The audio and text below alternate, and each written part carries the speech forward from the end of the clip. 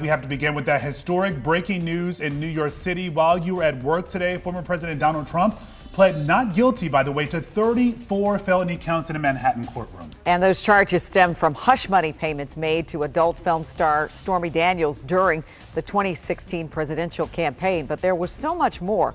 Right now, you're looking at pictures taken during the president's arraignment. Only still photographers were allowed in the courtroom. The hearing was quick, it was routine.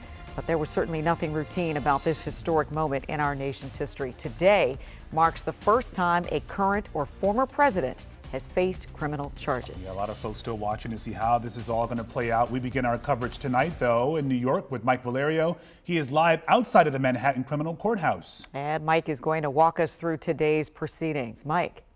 Well, good evening from New York, where we are now on the other side of this moment in history. Former President Donald Trump pleading not guilty to 34 felony counts of falsifying business records. Prosecutors saying that this amounted to an illegal conspiracy to interfere and undermine the integrity of the 2016 election.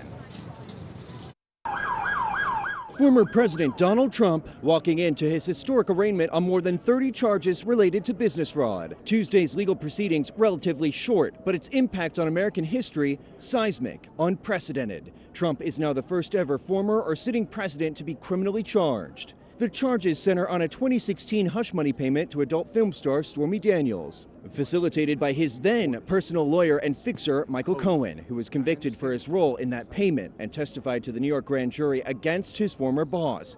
Michael Cohen did time for a crime that the federal prosecutors in Manhattan said Donald Trump directed him to do, and it was only for his benefit. And so Michael Cohen did the time. Now it's time for equal justice. Trump is already looking ahead towards a possible trial, posting Tuesday morning that it should be moved to Staten Island because Manhattan would be, quote, very unfair. Security around the New York City courthouse was ramped up ahead of Tuesday's arraignment, with overall peaceful crowds gathering both for and against Trump, including a brief appearance by one of his most vocal allies on the Hill. This is the former president of the United States of America. And the government has been weaponized against him. He is not above the law. He should not be above the law. The analysis of whether or not he is or is not a former president should be irrelevant. The next step for Trump, back at home at Mar-a-Lago Tuesday night, where his lawyers have said they'll dissect every charge in the now unsealed indictment and plan their defense. And this process is, of course, expected to take months. We have a next in-person court date set for here in Lower Manhattan on December 4th. That's the latest. Reporting live in New York, I'm Mike Valerio. Back to you.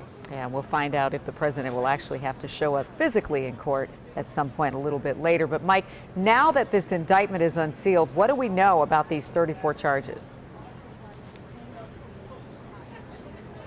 Hey, well, Leslie, good afternoon from Lower Manhattan. As far as what we know, we're reading through the indictment and the charges are not specified in the document. So, there was a news conference with District Attorney Alvin Bragg a couple minutes ago, and reporters in the press corps here, we asked, so what are the specific charges? And he said in the press conference, just as I looked down at my notes, he said in New York State election law, which makes it a conspiracy to promote a candidacy by illegal or unlawful means. And there is also, he said in the news conference, violating the federal cap on donations in terms of federal election law. So, we hope to read through the indictment and know the specific laws, but Alvin Bragg saying that wasn't necessary to put that into the indictment. Trump attorneys, though, are seizing upon that list and saying, from their point of view, this is a boilerplate indictment. It is weak, they told reporters before most of the Trump entourage left back to Florida. So it's certainly interesting how this was presented.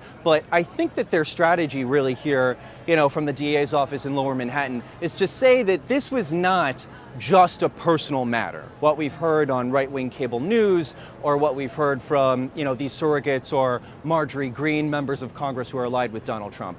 This was an effort to conceal information that ultimately had some effect on the outcome and the integrity of the 2016 election. So although, bottom line, we don't know the specific statutes that are cited in this indictment, we do know the theory of the case, the early indications of what prosecutors are pursuing here, that this wasn't just small ball, sort of sordid hush money, that this had a real impact and was concealed from all of us until 2018, thereby affecting the election integrity when the election was happening in real time, Les.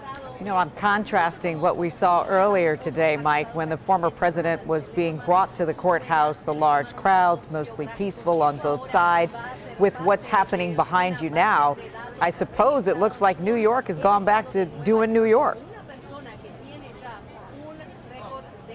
Doing New York, tumbleweeds in the background, but we've been here for several hours and it was striking to see the height of the crowds and just the number of people who came to Lower Manhattan. Very similar to DC, a blue bastion.